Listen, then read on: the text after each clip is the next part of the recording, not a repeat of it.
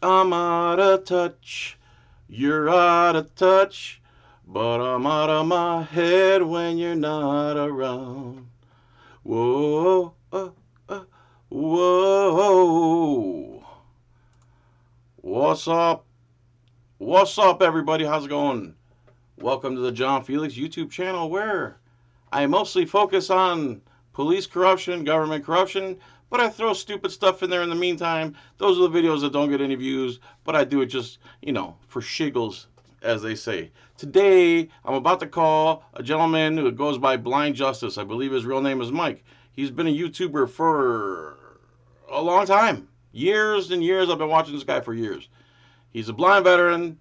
He uses his phone and his earphones and all kinds of stuff to help with his disability. And he's been arrested multiple times, kicked out of many places, trespassed for having a camera, which he uses for memory or whatever he uses it for. He should be allowed to use a camera regardless of a disability. And I believe there's a town called Madison, South Carolina, where they determined it should be Constitution Week. And so he went out with a sign that says F cops, Happy Constitution Week on one side. And he was attacked. So I'm going to call him right now. Hopefully the audio's good. Hopefully everything goes good.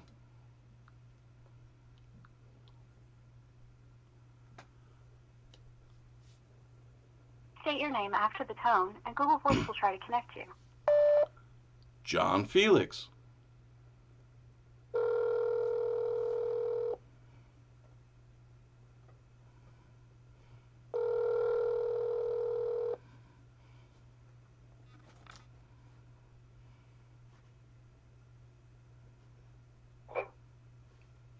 Hello. Hey, this is John. It is. Hey, what's going on, man? How are you, sir? I'm not too bad. How are you? Good. Can you talk a little louder, possibly? Yeah, I can switch headsets. I think this headset's a little bit muffled. Go switch it. That's all right. I'm not doing a live because YouTube wouldn't let me upload live, so I'm playing one of your videos in the background anyway. So,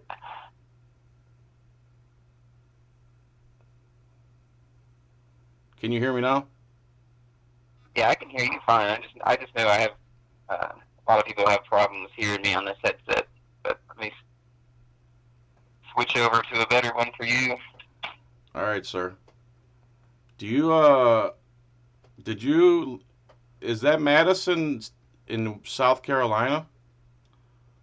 It's in North Carolina. Oh, North Carolina. It's in Okay. Rockingham County, North Carolina. Yeah. Okay. Let me know when you switched over, and we'll Yep. get her done. Get her done. You doing okay otherwise?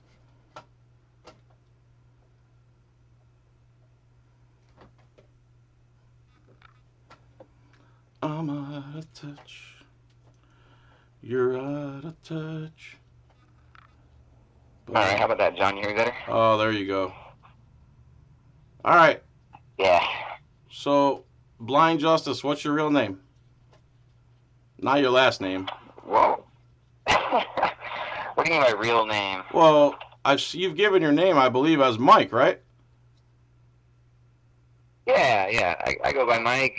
Is that okay? I'm not trying to put Justice. you on the spot. Is that okay to call you Mike? No, you can call me whatever. More people know me by Blind Justice. So when you say real, like, are we talking about government? What's Yeah, I government guess know me by?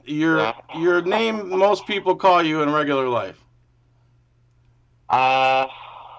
Your mom doesn't call you blind. Your brothers don't call you blind, do they? Yeah, sometimes. Like they make fun of me pretty good. Like they're good brothers like that. But I guess most people in my real life call me Dad. Oh, I see. Mainly my kids that I hang out with. How many kids you got? Call me Mike or 5. So can I call you Mike?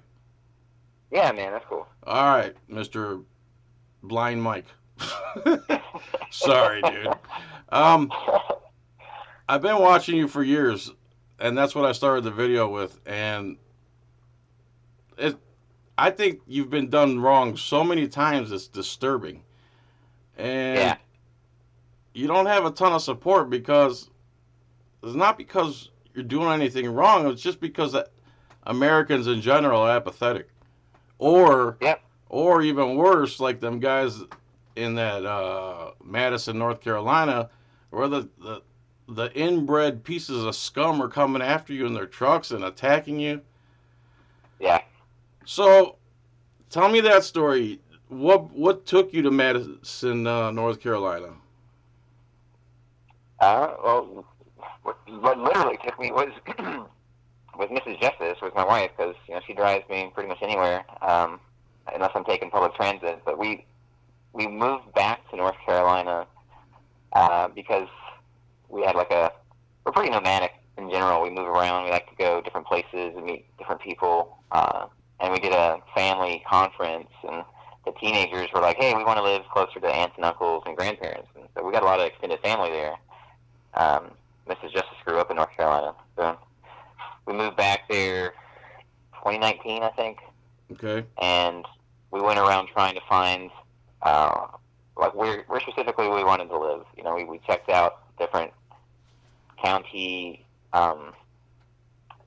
services and accessibility, like you see how accommodating or how much they are in compliance with the Americans with Disabilities Act from different counties, different cities, and then what kind of services were available.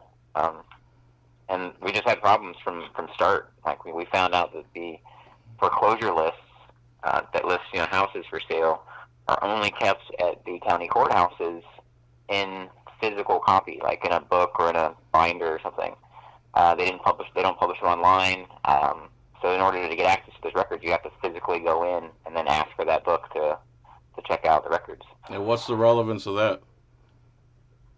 So that's kind of where it started. Like we were trying to figure out where to move and where to get a house. And when I went to the county courthouses, they wouldn't even let me in the doors. They're like, "Hey, we have a ban on electronics." I'm like, "Okay, well, there's a few things wrong with that. One, I'm here for public records, and your public records law in North Carolina is North Carolina Junior Statute 132, and it allows the public to make their own copies of these records. But two, I use my electronics as assistive technology, and in their own little judges' orders, banning electronics, they have exemptions for assistive technology or medical devices. But again, security don't know their own policies, they don't know their own laws. Eventually, we've settled on Madison, North Carolina. It was close enough to family, and it seemed like a quaint little town, Yeah. small enough. And that's where you were doing the records request for the foreclosure list? No, Madison was kind of off the beaten path. It's not far from a couple highways. It's not far from Virginia. It's not too far from the metropolitan area. The big area in the area is. So it's a nice little place to live, basically. Yeah. They call it the Piedmont Triad. So it's kind of right there on the edges of the Piedmont, which literally translates like the foothills, right? Pied is foot, Mont is mountain. So it's like the foothills of the mountains, for the Appalachian Mountains. So that area is home to, I think, a couple million. Like the county, Guilford County, is like 500,000, but there's a few counties in the Piedmont Triad. So it's a decent place for, at least geographically, right? There's hiking trails, there's some sparse little climbing places you can go, to check out. There's rivers that you can go down, and sure. Yeah, and Madison in particular, it's named after James Madison. And it seemed like a sleepy little chill town. We weren't actually doing any activism in Madison when we moved there. We literally, I think it was the video where they came up to us in the church parking lot was, I think, my first night there in town. And so we went out to check out the downtown. It was a Friday night, and it has a decent Friday night life. They have multiple bars and restaurants in the downtown area, and in addition to that, they have Pokemon Go stops all through the downtown area, which is common in most downtowns. And at that time, Mrs. Justice was into Pokemon Go, and so she and I went out and just had a little couple night checking out the downtown, and she stopped and played Pokemon. And then this car came up behind her, and she thought it was another Pokemon player. And when she went to leave after a couple minutes, lights turned on, and then yeah, it went to shit. What was it? Unmarked car? Marked car? I actually don't know. It may have been marked, but Okay. she didn't know it was a cop. Okay. You know, she just thought it was another Pokemon player. All right. So he turns on his emergency lights. You still there? Yeah. She turns it on. He turns on the lights. She stops immediately. He walks over, and this is like February 21st at like 9:45 on a Friday night. Temperature that night was like 34 degrees. It's so near freezing.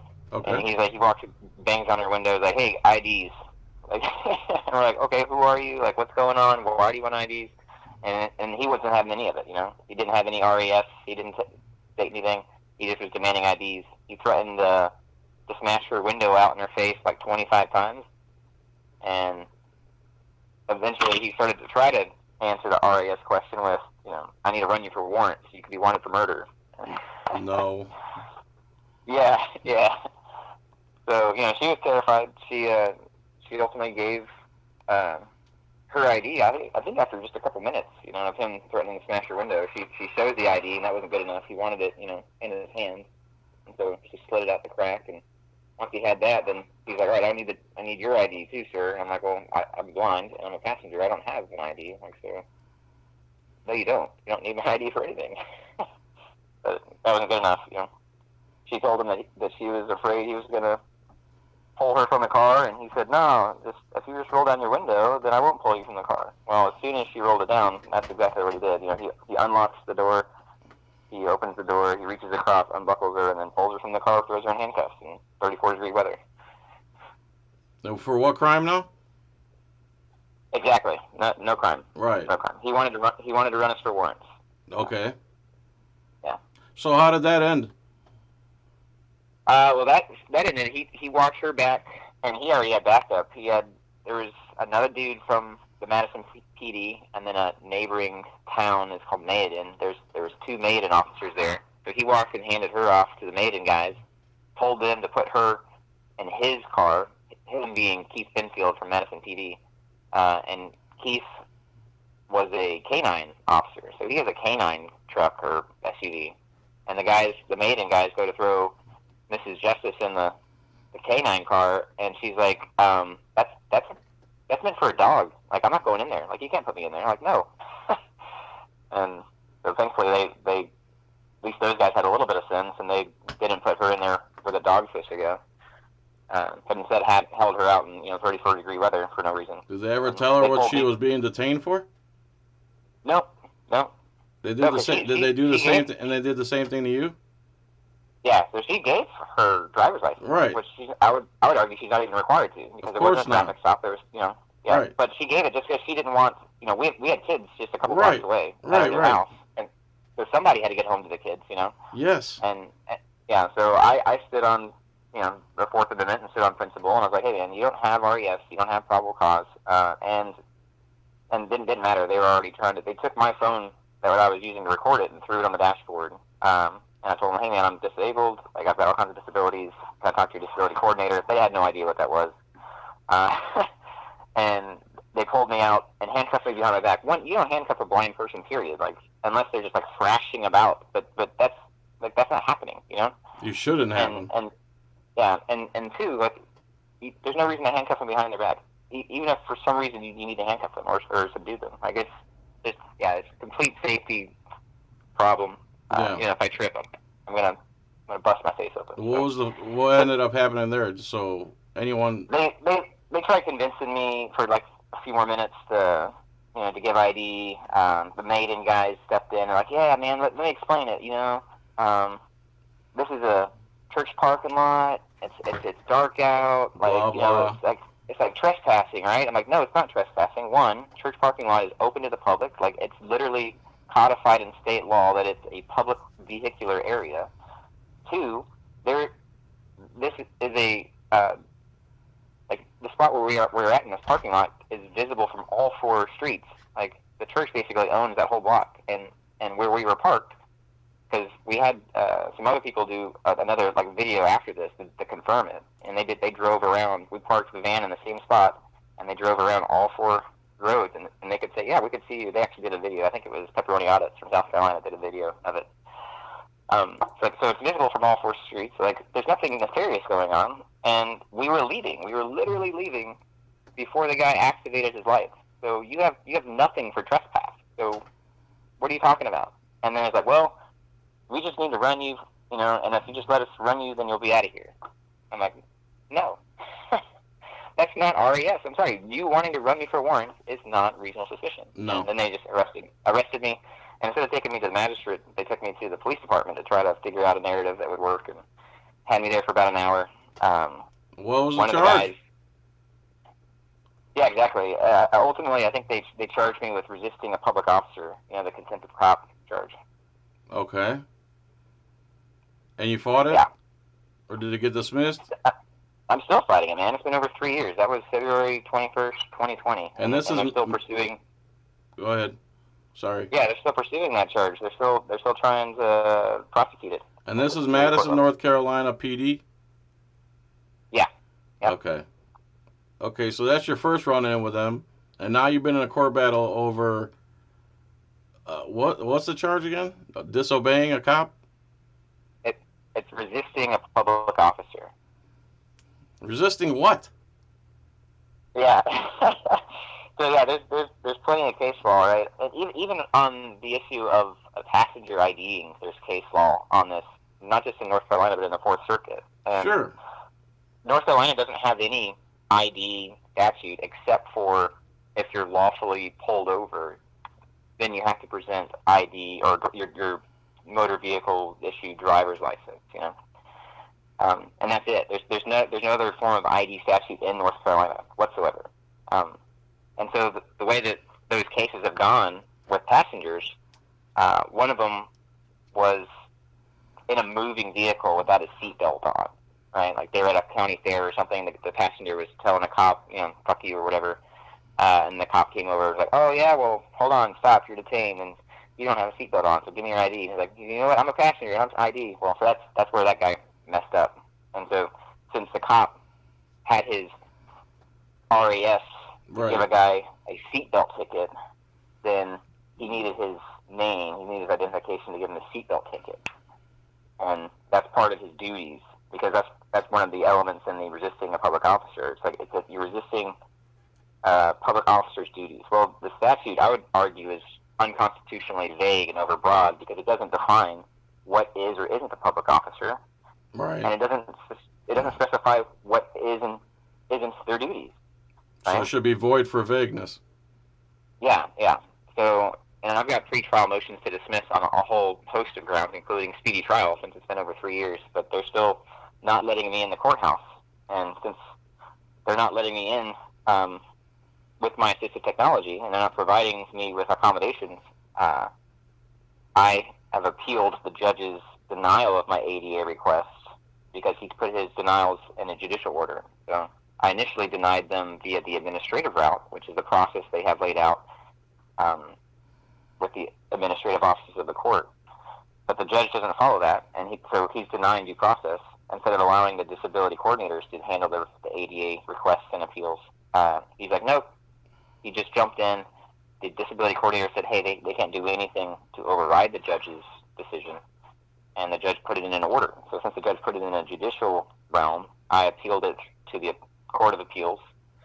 And there's actually 2 cases in North Carolina. There's this case we're talking about, and then one that happened 2 weeks before at the health department where they knocked me unconscious and then dumped my unconscious body outside the jail. But both of those cases are pending in Superior Court for the criminal case. And in both cases, the judges aren't giving me equal access to the courts because of disability. So, and they put some crazy judicial orders out on that, and I've appealed those to the courts in the North Carolina appellate courts. One's pending before the Court of Appeals, one's pending before the North Carolina Supreme Court on the issue of the 6th Amendment right to access the courts, equal access to the courts, the 14th Amendment due process, and equal protection. And the 6th Amendment's also speedy trial, right? Yeah. Are you doing all this appealing and paperwork and paper pushing through the courts yourself? So far, it's pro se, yeah, and doing it electronically through emails. And, yeah. Wow. How many years you been doing this, pro se? It's over 3 years now, man. And the people who say, you need to sue, when they watch a 30-second clip or a 5-minute video and they say, just sue them, it's, Yeah. it, it takes its toll on you, doesn't it?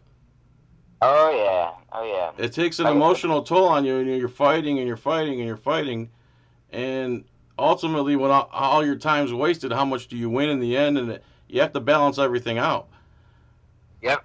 So, Yeah. I mean, I understand when people take a plea deal. I understand when people, do these things because, in some sense, like they're just doing the easy calculus, the arithmetic. Like, okay, if I do this, it's just going to cost me, a few months of probation or maybe $50, a couple $100, and they're like, that's bam, wham, bam, done, right? Or they go try to hire an attorney, and the cheapest you can get an attorney is a couple $1,000, right?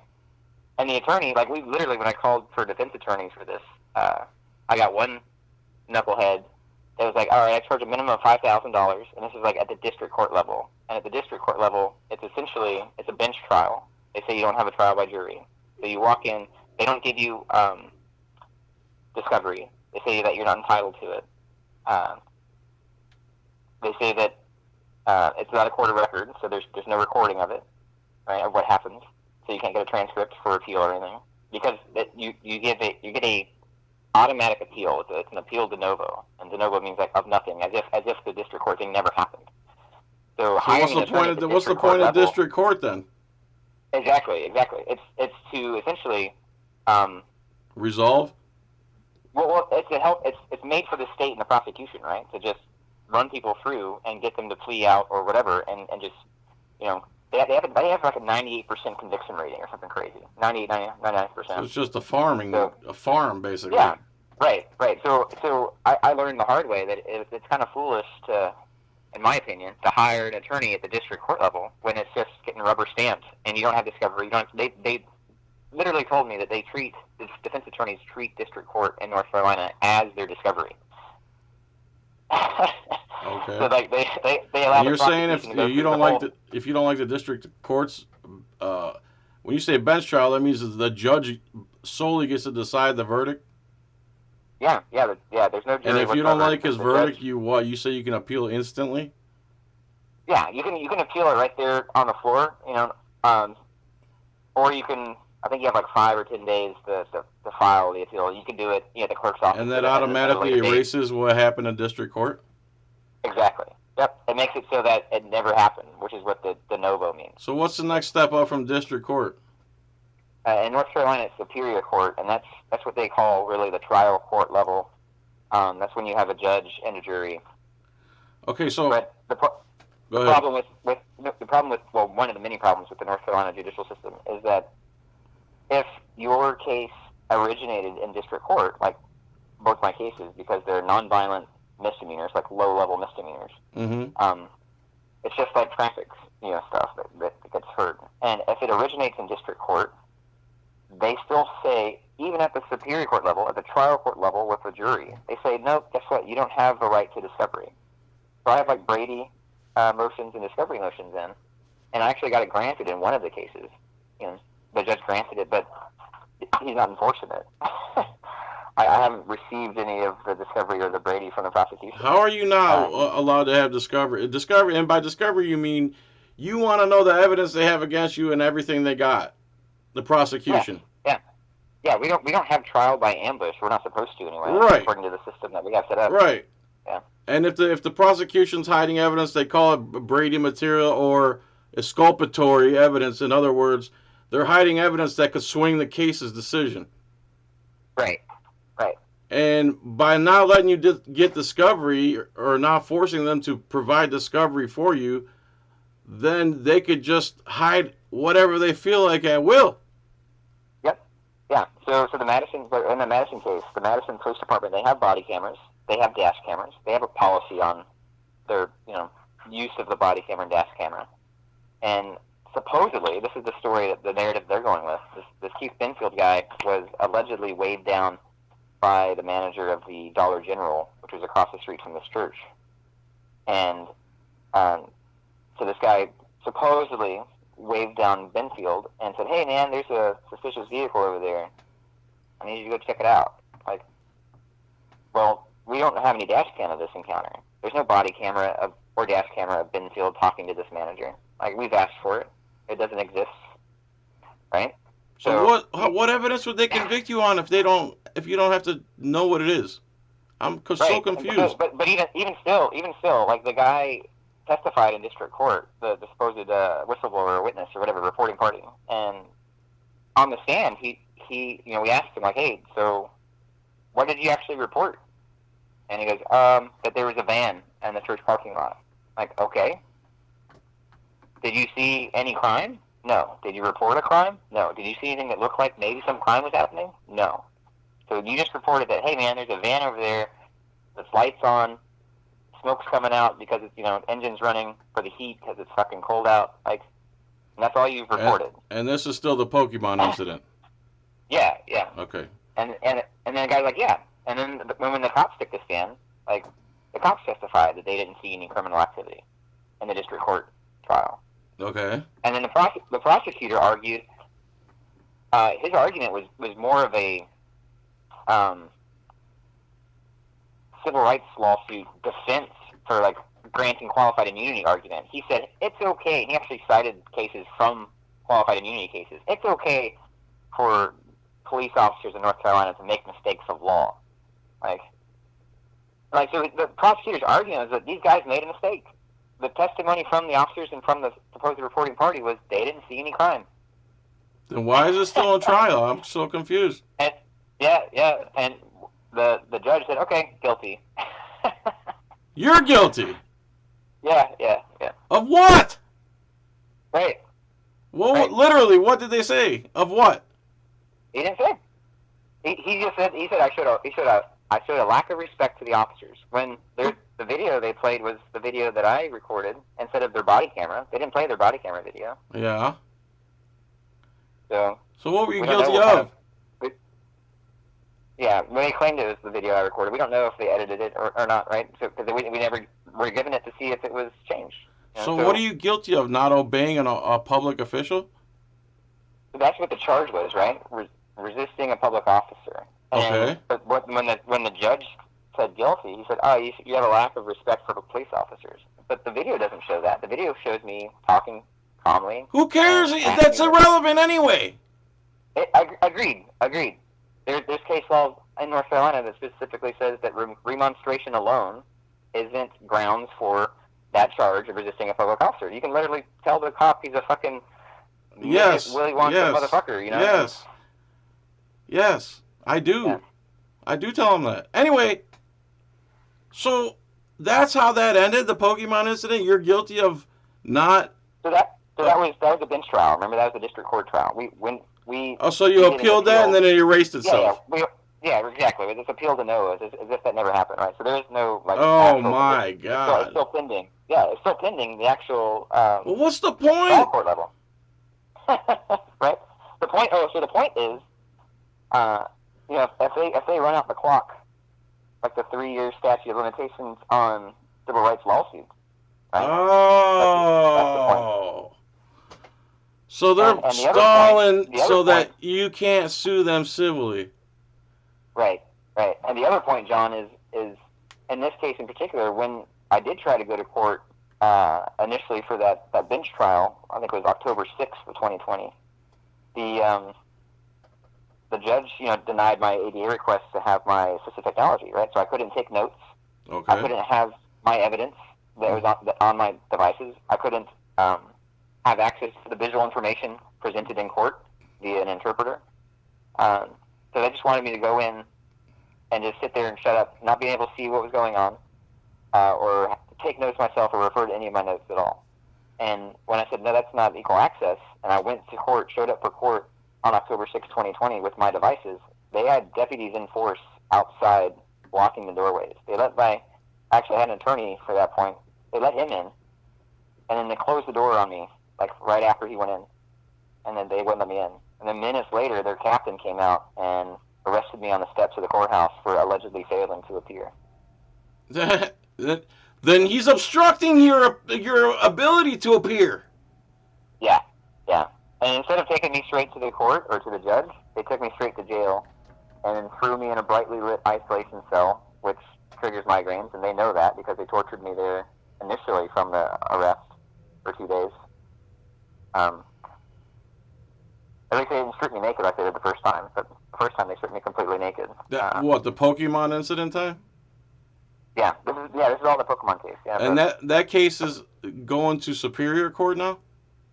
Yeah, it's still pending Superior Court. But with that supposed alleged, failing to appear at the courthouse when they wouldn't let me in, they transferred me. Like they told me when I was having this migraine, right? They said, "Hey, we're gonna take you to a doctor." Well, instead of taking me to a doctor, they took me to a maximum security prison in Raleigh. Okay. And that was at the order. That was at the order of a judge. The judge's order says that it's because the jail is not ADA compliant. Because they threw me in this brightly lit isolation cell that caused a migraine. And at the prison, this maximum security prison in Raleigh, they threw me in a brightly lit isolation cell for 10 days and stripped me naked. And this is for not giving your ID. This is for not giving your ID. Yeah. As a passenger. Yeah. Okay, go on. Yeah. So 10 days of torture at the maximum security prison. They wouldn't let me contact anybody on the outside, not even my attorney. And the stipulations for getting out, the bail that they said was $50,000 cash only, cash. For the charge of not obeying a public official or resisting a public official. Yep. Okay. Yep. Initially on the night of the arrest, February 21st, they set it for $2,500. The magistrate did, which I would argue is excessive bail. It falls outside of their scope for pretrial release because it's first offense. I have no record. It's a nonviolent, low-level misdemeanor. There's no evidence that I'm a flight risk or a danger to the public, and so according to their criteria, it's published. It should be a written promise to appear, like on recognizance. Yeah. Sure. But instead, he put $2,500 and required that I give up all kinds of personal identification information in order to be released initially. And Mrs. Justice paid whatever $300 or something for a bail bondsman to pay that $2,500. And then on October 6th, they did this other kidnapping and put a $50,000 cash ransom on it. Kidnapping of who? You? Yeah, kidnapping of me. Yeah, she called banks to get a personal loan, and when they asked, "What do you need $50,000 cash for?" and she said, "It's a ransom. It's plain and simple. These guys kidnapped my husband from the courthouse steps, and they're saying you have to bring us $50,000 in cash to release him." And she told them this, the bank people, and they're like, "Oh, that's crazy." She somehow got a loan, but they told her that they didn't hold that much cash on hand. She had to get a personal bodyguard and go to 3 different branches with a backpack to get enough cash. And then when she took it to the Rockingham County magistrate or whoever counts the money, they don't have money counting machines because they don't issue cash bonds in that amount. So they had to count 50,000 by hand. I thought you only had to pay a percentage of that. They made you pay the full 50,000 bond. So again, it's $50,000 cash. There wasn't a surety bond. It was a $50,000 cash only, U.S. currency only bail amount. Because that's for the failure to appear arrest. The alleged failing to appear. When they wouldn't let you appear by obstructing you from appearing. Yes. I remember that. Go on. Yeah. So they still have that. They still have that 50,000. Even after even after she got me out, right? And then when they got me out, the stipulation on that was that it would be on house arrest. So they had me on house arrest for however many days, and then we actually had the trial. And so they beat me into submission, tortured me, stole money from my family, and again had the threat if I dare try to show up to try to get equal access, that then they would revoke that bond, keep that 50,000, and then throw me in prison again. So I showed up without any of my assistive technology. I sat there, wasn't able to take notes, wasn't able to see any of the visuals or the video that was playing or any of that, and had this farce of a trial that I just told you about, where they testified they didn't see any crimes, The prosecutor argued that the cops made a mistake. And the judge didn't. I would say he didn't find me guilty because there's no finding. There's no evidence that would lead to a finding. He just instead ruled me guilty. He ordered that I would be on 12 months probation and write an apology letter. And instead of appealing right there in person, we waited a few days for the judge to not be on the bench. And my attorney went in and filed the appeal de novo. Well, the judge had somebody in the clerk's office, waiting for that, and so they told him, and he went and tapped in on the bench so that he could order my attorney into the courtroom to try to have an appeal bond hearing. Now, I wasn't there. Like, I was at home with the migraines. I wasn't going anywhere. Mm-hmm. But he calls, and Mrs. Justice was like, hey, yeah, he can't go anywhere. And the attorney's like, well, the judge is demanding that he get here, in the next hour and a half or 2 hours for this hearing. And, I couldn't, so I didn't. And the judge did it anyway without me present. And he told the attorney, like, hey, I'm setting a bond of $50,000 and putting him on house arrest. Well, this is the same district court judge, so it's not even his prerogative. It's not even his jurisdiction anymore. It's now before the superior court. So it's complete misuse of power, right? For him to try to set a bond for a superior court. But that's what he did. It was his way to punish me for appealing, essentially. Like, the appeal erased everything he did. Yeah. And so then he was like, you know what? I'm gonna get you anyway. And so he ordered the $50,000 bond and house arrest. So they had me on house arrest for like 40 days before we actually got the house arrest lifted. But the bond, when we argued, well, the bond needs to be lifted too. And the superior court judge was like, well, who set the bond? And my attorney's like, well, a judge has to set the bond. Like, of course there's a judge. He's like, well, I can't undo things that a judge does. And we're like, but you just did. The judge is the same fucking guy that did the house arrest. Right. So, I mean, it's so messed up, man. That 50 grand that they still have is a personal loan that Missy Justice got. And she's paid over $8,000 just on the interest for that loan. And counting. Right. And then you're going to have to go through more legal BS to get that back, too. Yeah.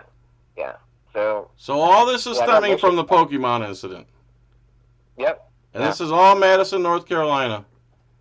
Yeah, Rockingham County, Madison. So what happens between where you just left off and Constitution Week? Yeah, so, well, the Constitution Week was before the trial and the $50,000 thing. That was in September of 2020. That trial was initially where I showed up was October 6th, and they denied me and then threw me in prison. But what happened from the stop on February 2020 until September, where the Constitution Week was, I think September 13th, something like that, is we tried to talk to the police chief and the supervisors and say, hey, man, you guys messed this up. You need training. They wouldn't meet with us. They had an outgoing police chief, Mike Rutherford, and he, expedited his retirement. It was just taking all of his leave days. So, he wasn't showing up for work, basically. And then the new chief of police was the old captain, Jason White, and he refused to sit down with me. He wanted me to tell him, point by point, what did I want to talk about in each part of the policy that I wanted to discuss. And I'm like, hey, man, I want to talk about your body cameras. I want to talk about your use of force. I want to talk about accessibility and disability access and reasonable articulable suspicion. And that wasn't good enough. I gave him, the bullet points, but that wasn't... He wanted, I don't know what he wanted. He wanted me to write up a fucking narrative. I don't know, man. It was crazy. He refused to meet with me. So then we went to the town hall. We had an alderman meeting, and we tried calling and emailing all the aldermen, and only one of them responded with a phone call. And that guy was the mayor, right? He was actually he was the chaplain for the police department. Why are they called aldermen? Mayor. Alderman? Yeah. It's an old English thing. It's like a city council. Yeah. So it means city council person, basically. Yeah, I think it comes from Old English, elder man. Okay. So it was the elder of the village, All right. Yeah. But anyway, only one of them responded. That guy was the he was a pastor. He might still be a pastor, I don't know, but he was a pastor. He was the chaplain for the police department, which already shows that he's deeply embedded. But he said that he couldn't do anything. He was too new to the council to do anything. So then I went to a meeting and tried to speak, and that's on the channel too.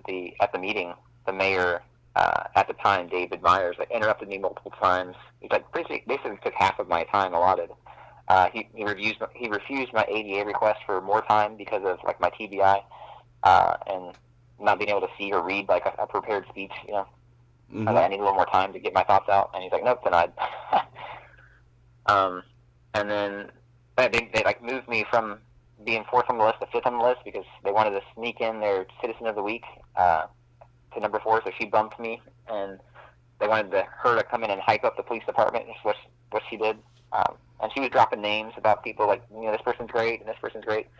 And then when I spoke and then was calling out the crimes of the police department, specific police officers, the mayor interrupted, like, no, the rules say you can't name specific names, and actually the rules don't say that. And if they did, then why are you enforcing it on me and not on your favorite little Citizen of the Week, like Exactly. of the month or whatever, you know? Yeah. So anyway, like it was just a shit show, you know. So they weren't interested in accountability. And then I went to the county commissioner's office. Same thing, same problem. Not as bad as the town alderman, but they just let me speak and then like basically ignored it. Like, okay, yeah, whatever, next person. Okay. So we got nowhere there. We tried getting somewhere with the sheriff's department and the district attorney's office, and nowhere with those guys. So then we went to the state level. Like, well, what are the other checks and balances? So I went with Jeff from NC Tyrant Hunter to Raleigh, and we went to the 3 branches of government. We went to the executive branch through the governor's office. We went to the State Bureau of Investigation, also went in the executive branch. We went through the legislative building to the different reps for that area of North Carolina and that county.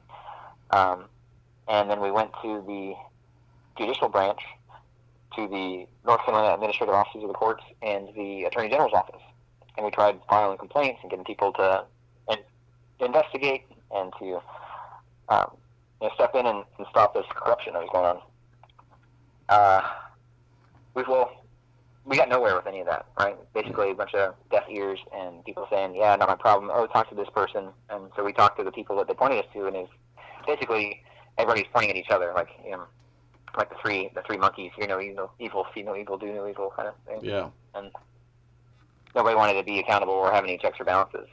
We did find out, like, a few weeks after that visit to Raleigh, that there was another charge brought against me. There was a summons written for me for Wake County for an alleged trespass on airport property. So more retaliation. And we found out after, and they didn't have an address on this alleged trespass.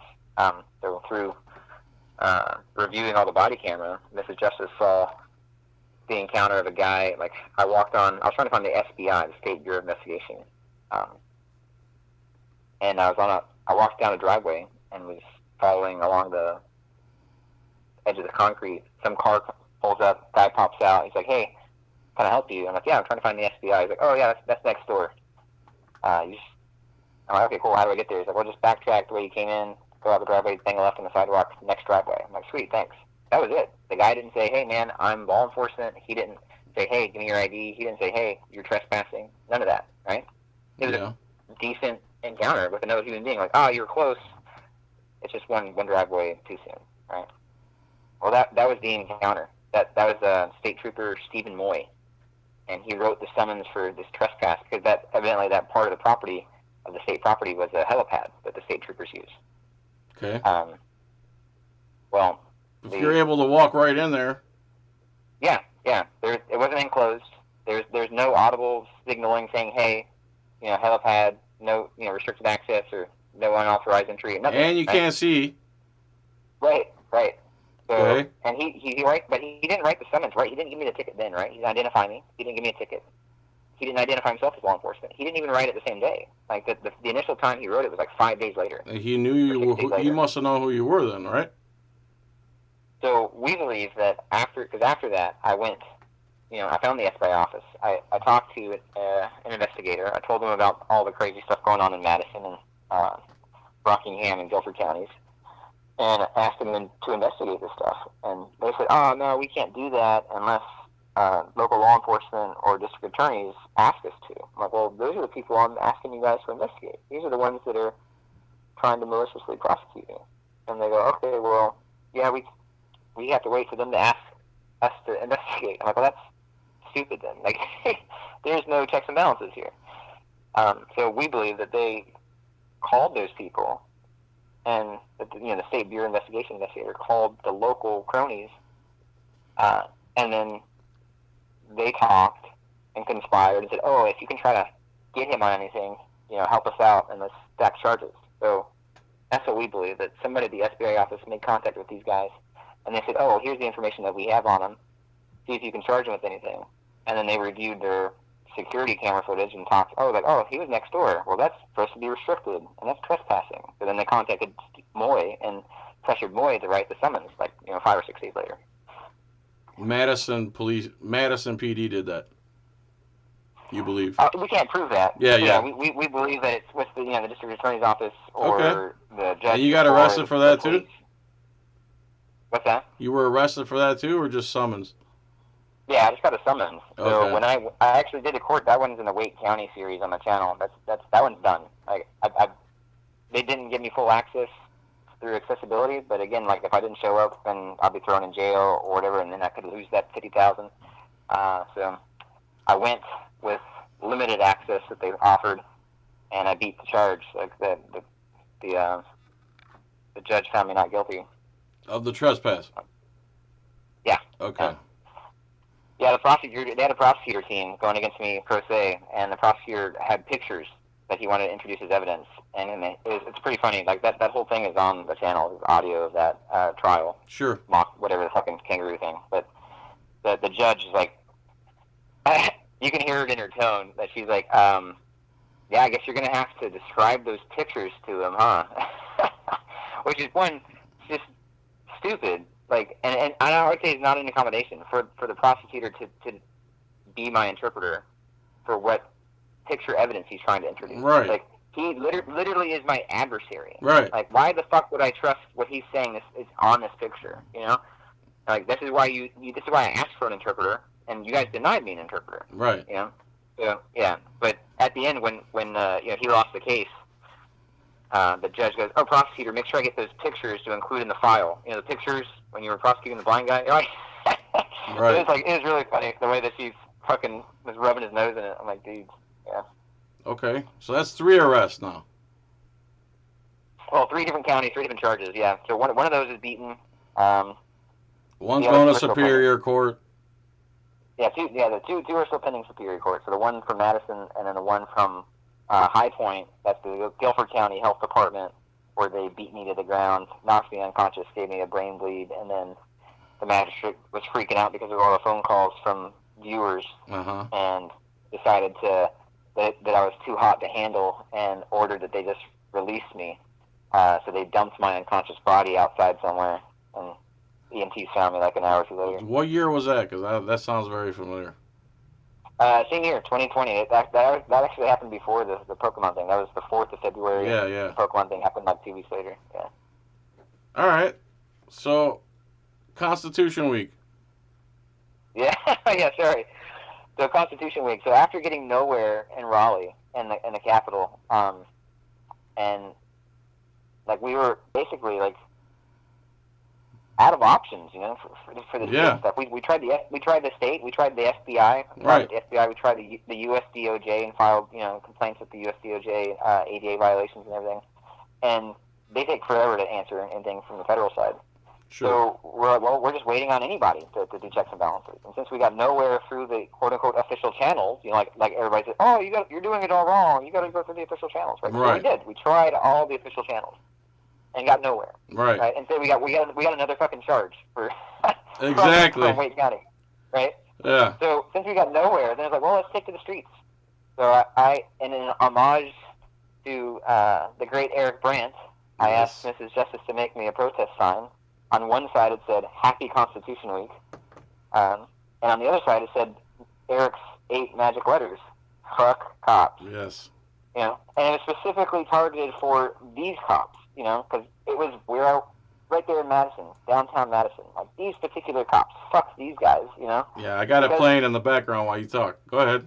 Yeah, at no level did we get any kind of accountability or checks and balances. So then what do we have left? What recourse do I have left? Well, You have the only peaceful recourse is what you did. Right. Yeah, the last peaceful recourse is a protest. Yeah. And let the people know and educate the public. This is what's happening, right? And the next step, it would be the Second Amendment. And I'm not about taking up arms to go shoot cops. I'm with you. I'm with you. Yeah. So I was like, that's the last thing I could do is hold a sign, and walk around downtown and educate the public about what was going on. So you did that, and then all of a sudden, one guy in a suit and tie comes out and tries to get the cops to arrest you for holding a sign that says "F the cops," and then all these what look to be inbred to me. How many people would you say this gang of Gitterduns? How many would you say? Yeah. Well, it was like a few hours that we walked around, and then they just chased us around, dumping exhaust on us. A couple guys attacked me, stole the sign out of my hand. How many of those guys would you say there were? In total, with the mob, yeah, throughout a few hours, at least 100 would be my guess. And do you know any of them personally? No, at the time, no. We didn't really know anybody there. Who do you think, and what affiliation do you think they have with the cops, or do you think they're just brainwashed bootlickers? I think probably both. I think a lot of them have close relations with the cops. The chief of police actually came out and thanked the mob. Yeah, I saw that on video. Yeah. Yeah. I really appreciate what you guys are doing. Yeah. Yeah. So, and then they followed you and your wife. Oh, then you brought Jeff. NC Tyrant Hunter. Jeff. Well, it started off in the morning, right? Mr. Justice was just there recording and documenting it. And then I was the only one holding the sign. They attacked me. We identified one of the attackers as a guy named Donald Wayne May. I don't think we've been able to identify the other guy. Is that the one with the beard? And the Redskins hat? Oh, you wouldn't know, right? Yeah, I don't know. He didn't have a beard. With the Redskins hat. Well, he attacked you. She's saying he had a beanie. Like the guy we didn't identify had a beanie. Yes. Yeah, he's a real scumbag. Red truck with Virginia tags. And the thing is, if you try to defend yourself, now you got 100 to 1, and as soon as you try to defend yourself, they're gonna quadruple team you and blame you, saying that you did something. So you basically got to sit there and take it. Yeah. Yeah, and so that's some of the comments that you get, right? People are like, oh, you should have bear sprayed him. You should have tased him. You should have pulled out your gun and started blasting. Like, and then 50 more people rush you.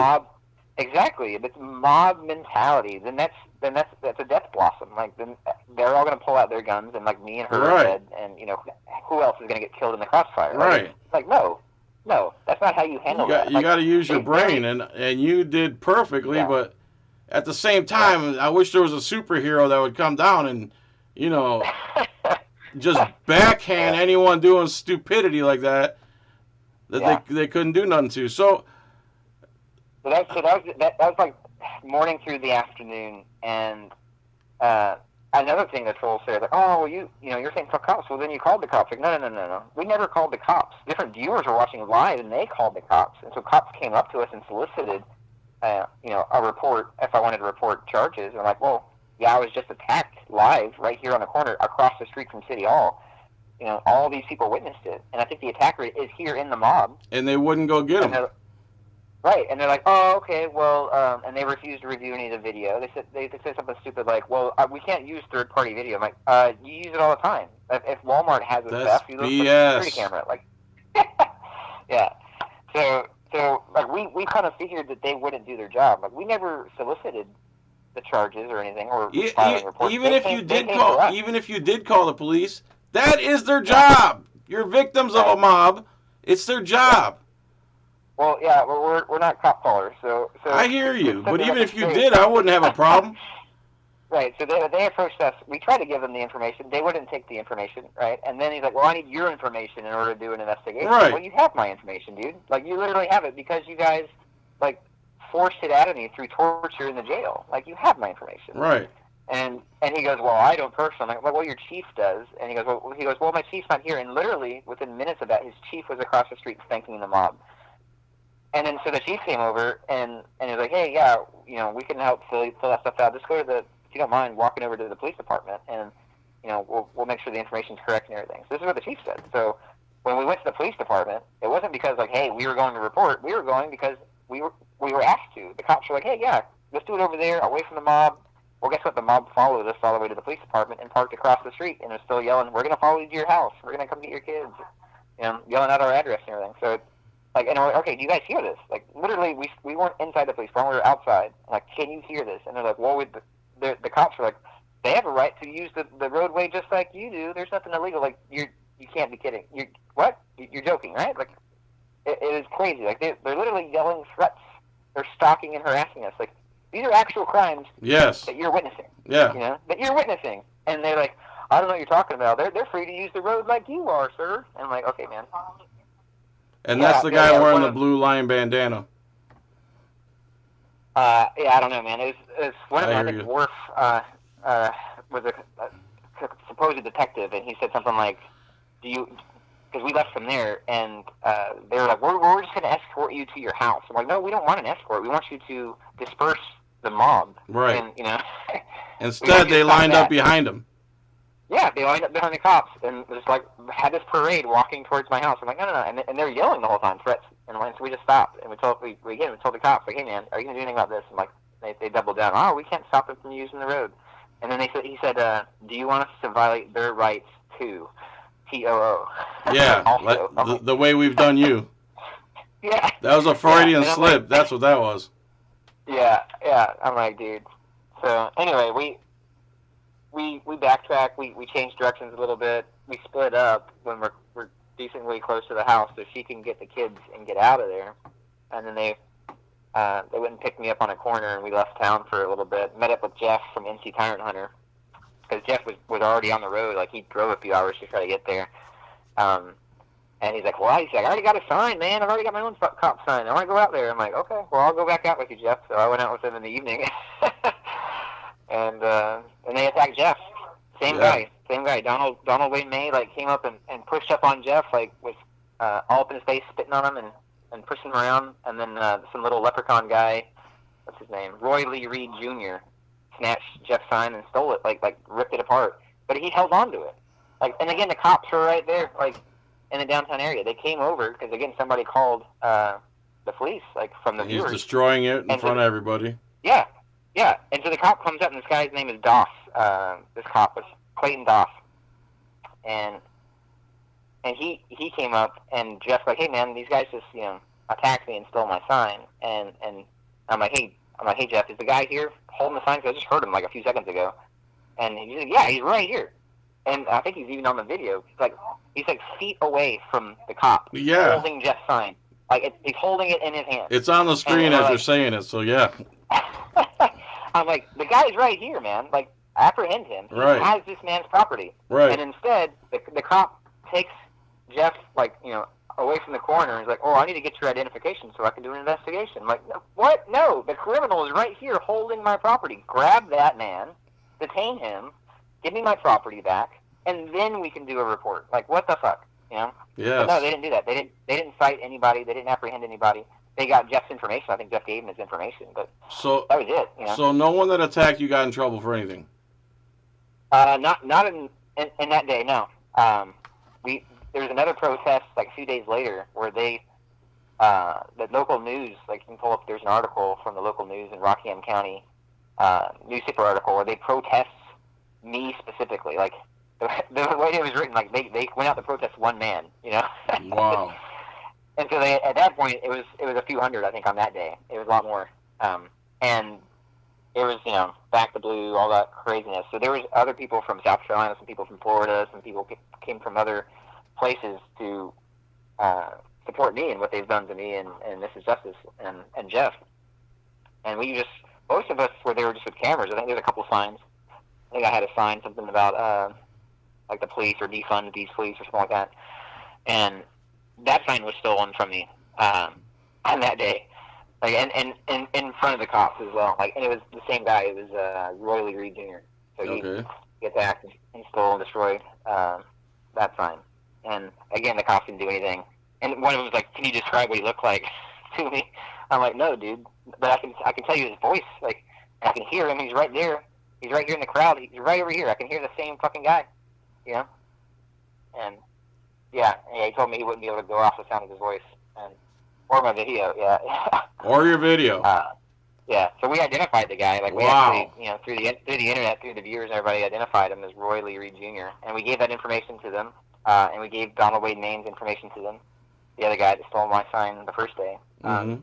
And then the detective calls us back and is like, "Hey, man, we've exhausted all leads. We can't find these guys." And I'm like, "We've already identified them and gave them their information. What the hell are you talking about?" Right. Like, there's video of them committing the crimes. Like, yeah. So to answer your question, do I think that they were working together with police? Absolutely. Absolutely. They know them. They're friends with them. There's a third protest that we went to or conducted at the police department. So wait. Who got charged with misdemeanor larceny? So that's this one, right? Okay. So at the one at the police department, they had some fundraiser for their Shop with a Cop, where they take kids out at Christmas, and essentially grooming these kids, to trust the police and not to use critical thinking or see them as the enemy. Right. To get the guards down. And their form of fundraising was giving their wieners out to kids. Like, they had, What do you mean by handing that? out hot dogs. They were handing out hot dogs and bags of chips at the police department. Okay. So we went out to protest, and since the first 2 times I held a sign in that town, I was attacked and the sign was stolen. We had this idea of booby trapping the sign. So we made a video, and Mrs. Justice constructed this sign, and she put razor blades along the edge, every edge of the sign sticking out, and then she sealed it. She glues the sign together because it's a front and back, right? And so the signs are hidden inside the sign, or the razor blades are hidden inside the sign. And on the edge on the outside, she wrote stuff like, caution, edges may be sharp, or whatever, stuff like that, right? Mm-hmm. Yeah. And then as soon as she made that sign and that video, she destroyed the sign and safely disposed of the razor blades. And then she made a duplicate sign without razor blades. So it looked on the outside, it looked identical, right? And so you guys never used the razor blade sign in the field. Right, yeah, I'm not going to bring a bunch of razor blades out to a protest. Oh, man, I was hoping, honestly, that story would go different. But go on. So you made a duplicate sign. I don't want people to get hurt. I don't want people to get hurt. I know. I'm with you. So you made a duplicate safe sign. Go on. Yeah. So the point of it was she published that video just for that day or that night, and then she took it down like the day of the protest, right? Yeah. So this was it was dual purpose. One, it was a shot across the bow to warn people, because I think even in the video we said, hey, do not steal protester signs in Madison, North Carolina, or something like that, right? It was like a warning. But the one, it was trying to be a deterrent from people stealing signs in the future. But 2, it was bait Right. for the cops and the district attorney's office, because they took it. They took it hook, line, and sinker. Hook, line, and sinker, man. They had this guy, Mason Gould was his name, and he walks by where we were in the parking lot of the police department, where I'm holding this sign, and I'm holding it like on the edge of the road, like where the parking lot and the road meet, with my hand, like my left hand, so it's like right there on the edge, And this guy walks by. He turns around, and then he starts to like pick up his pace. And when he steals a sign, he slaps it in the middle rather than grabbing it by the edges or anything. He's on screen right now running away because he thinks there's razor blades in it, right? Yeah, he thinks there's razor blades in there, right? But which direction does he run? He doesn't run away. Right towards the cops. He doesn't run away from the cops. He runs to the cops. Yeah. So the chief of police then grabs this guy. I'm gonna rewind that. Him. Go ahead. They don't handcuff this guy. They handcuffed me and my wife in 34-degree weather. Right. They didn't handcuff this man that just committed a felony larceny in front of however many police officers. No, they just guide him into the police department. They don't return my property or take pictures of it and say, "Oh, yeah, we need pictures for evidence. Here you go, sir. Here's your property." No, they take it inside, and then I go say, "Hey, give me my sign back." Lieutenant Smith comes out. He's like, oh, well, they're on the phone with the district attorney's office trying to figure out what to do with your sign. I'm like, what do you mean trying to figure out? Like, give it back to me. Right. If this is a purse snatching, you wouldn't keep the lady's purse for evidence. You would take a picture of it, and then you would give it back to the lady. Like, come on, man. Like, this. Like, there's how many video cameras going on? You guys have surveillance. And they pried open your sign. Yeah, and exactly. So when they finally came back, it was pried open. So they conducted an unlawful search and seizure because they used Gould to seize the sign so they can search it because they were looking for razor blades. And that's why they were on the phone with the district attorney's office. Not because they didn't know how to process evidence, but because they're like, hey, are there booby traps? Can we cite Mike with booby traps?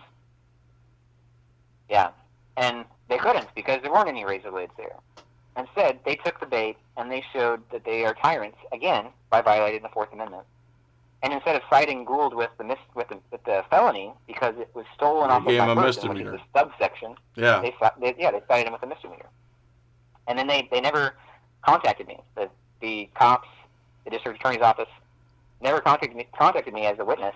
Never even attempted to say, hey, we need your witness statement or your video evidence, or here's when the case is going to be heard. Nothing. And they wouldn't even tell you where the case was.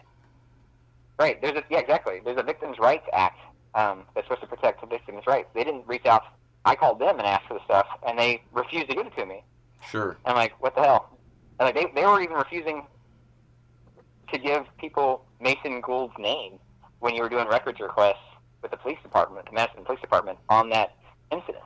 Instead, what they did release was the victim's name. They gave out my name instead of the criminal's name. It's just crazy, man. And the name of that video, Madison Cops Show Their True Colors.